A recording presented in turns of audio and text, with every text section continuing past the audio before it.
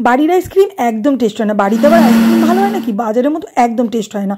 এই সমস্ত কিছু ধারণা আমার মধ্যে একটা টাইম, কিন্তু সেই ধারণাগুলো কাটিয়ে এখন আমি নিজে নানা রকম আইসক্রিম বাড়িতে বানিয়ে ফেলি।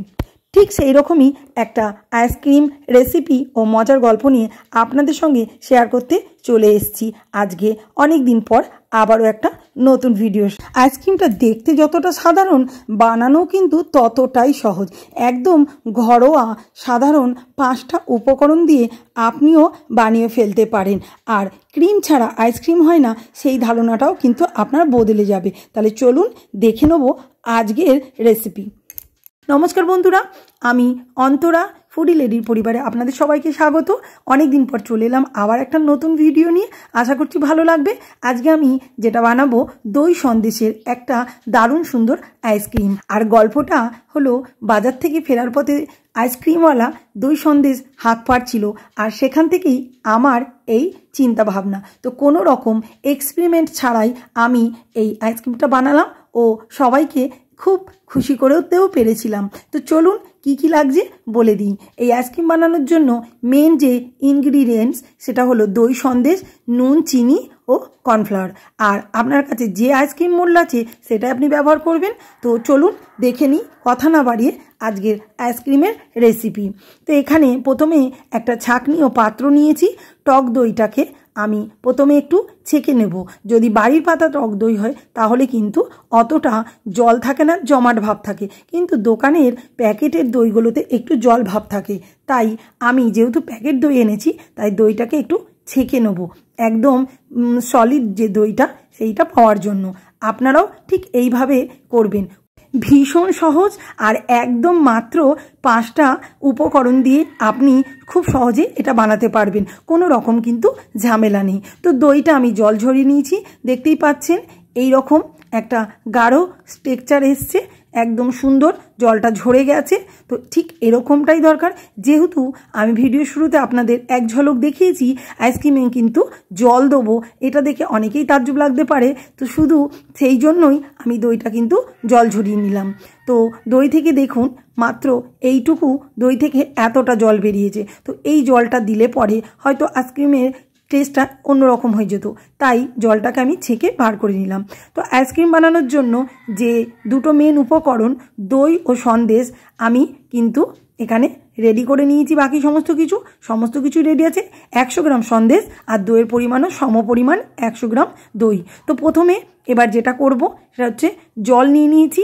জলটা চেষ্টা করবেন কেনা জল বা মিনারেল ওয়াটার বা মেশিনের জল পিউরিফায়ারের সেই জলটাই ব্যবহার করা, যাতে একটু টেস্টটা ভালো হয়। তো জলটা আমি গ্যাসে ওভেনে বসিয়ে দিলাম। জলটা ভালো করে ফুটিয়ে নিতে হবে। তো জলটা এখানে ফুটতে শুরু করেছে। কাঁচা জলের পুরো কাঁচা ভাবটা চলে যেতে হবে। 1 কাপ জল ফুটিয়ে অর্ধেক হওয়া পর্যন্ত ফোটাতে হবে। ঠিক যতটা জল এখানে নেওয়া হয়েছে সেই জলটা পুরো ফুটে কমে যাবে, তারপরেই কিন্তু এটা বন্ধ করব। তো জল যখন ফুটতে শুরু করেছে তার থেকে কিছুটা জল আমি কিন্তু তুলে নিলাম, 2 হাতা মতো তুলে নিলাম একটি কাপে। চিনিটা মিশিয়ে দিচ্ছি। চিনিটা এখানে 75 গ্রাম মতো চিনি রয়েছে। চিনিটা দিয়ে তারপরে দিয়ে দিলাম নুন। একটা চা চামচের 4 ভাগের 1 ভাগ নুন আমি এখানে দিচ্ছি। নুনটা কিন্তু অবশ্যই দেবেন, স্কিপ করবেন না, তাহলে কিন্তু যে মিষ্টির ভাবটা আসবে দই সন্দেশে, যে একটা নোনতা ভাবটা না থাকলে কিন্তু আইসক্রিমটা খেতে ভালো লাগবে না। তো জল, চিনি, নুন এখানে ফুটছে। আর যে জলটা আমি তুলে নিয়েছি কাপে, সেই জলের মধ্যে কর্নফ্লাওয়ারটা আমি নিয়েছি, পুরো কর্নফ্লাওয়ারটাই কিন্তু মিশিয়ে দেবো। কর্নফ্লাওয়ারটা ভালো করে কিন্তু গুলে নিতে হবে। গুলে নিয়ে তারপর গ্যাসে যে জলটা ফুটছে সেই জলের মধ্যে এটা মিশিয়ে দিতে হবে। কাঁচা জল পুরো একদম ফুটে কমে যাবে। দেখুন রঙটা কিন্তু অন্যরকম হয়ে গেছে।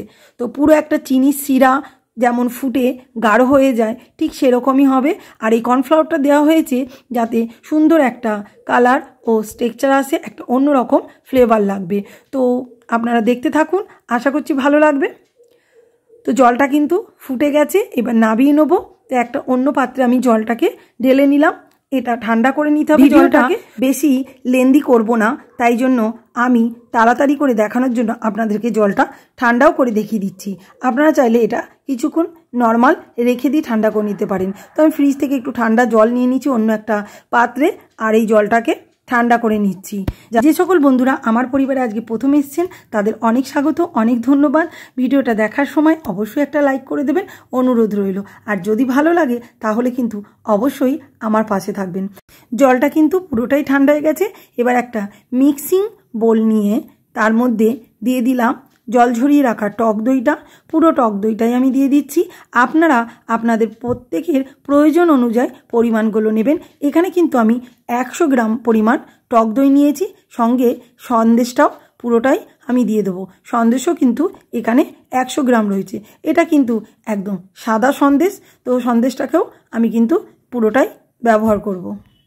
এবার ওই ফুটিয়ে ঠান্ডা করে রাখা যে জল রয়েছে, নুন, চিনি ও কর্নফ্লাওয়ার মিশ্রণটি, সেই জলটা পুরোটাই কিন্তু দিয়ে দেবো। অবশ্যই কিন্তু ঠান্ডা করে নেবেন। তারপর এই তিনটেকে একসাথে ভালো করে কিন্তু মিক্সার গ্রাইন্ডারে পুরো পেস্ট করে নেব। সুন্দর একটা ঘন মিশ্রণ রেডি করে নিতে হবে। তো মিশ্রণটি রেডি হয়ে গেছে, চলুন আপনাদেরকে দেখিয়ে দিই। একদম পুরো ঘন মিশ্রণটা রেডি হয়ে গেছে, যেমন ঠিক আমাদের দরকার। এই সময় কিন্তু আপনারা কোনো রকম জল, চিনি কিছুই ব্যবহার করবেন না। তারপর আইসক্রিম মোল্ডের মধ্যে দেওয়ার জন্য আমি একটু অন্য পাত্রে ট্রান্সফার করে নিলাম, যাতে ঢালতে সুবিধা হয়। আপনারা চাইলে এটা কাগজের গ্লাস বা কাপের মধ্যে আইসক্রিম কাঠি দিয়েও ব্যবহার করে নিতে পারেন। আমার কাছে আইসক্রিম মোল্ড ছিল, সেটাই আমি ব্যবহার করছি। তো সম্পূর্ণ মোল্ড ভরে দিলাম। তারপরে এটা কভার করে দিয়ে ডিপ ফ্রিজে রেখে দিতে হবে 6 থেকে 7 ঘন্টার জন্য। তো সমস্তগুলো ঢালা হয়ে গেছে। এবার এটাকে রেখে দেবো ডিপ ফ্রিজে 6 থেকে 7 ঘন্টা। তাহলে চলুন ফিরে আসছি আবার 6 থেকে 7 ঘন্টা পরে। আবারও ফিরে এলাম 6 থেকে 7 ঘন্টা পরে। তো দেখে নেব আইসক্রিমটা ফাইনালি কি রেজাল্ট দিল। তো চলুন দেখে নিই। তো এটাকে 15 থেকে 20 মিনিট বাইরে রেখে দিলেই কিন্তু নর্মাল ওয়েদারে এটা বের করে নেওয়া যাবে। তো আমি একটু জলের মধ্যে দিয়েছিলাম। তো রেডি হয়ে গেল দই সন্দেশের একটা দুর্দান্ত আইসক্রিম। আশা করছি আপনাদের ভালো লেগেছে।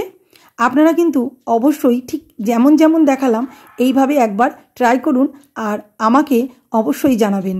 তো আজকের ভিডিওটা আপনাদের কেমন লাগলো অবশ্যই কিন্তু জানাবেন। আর যদি ভালো লাগে আমার পাশে থাকবেন। আগামীতে চলে আসবো এরকমই মজাদার কোনো ভিডিও নিয়ে। ধন্যবাদ।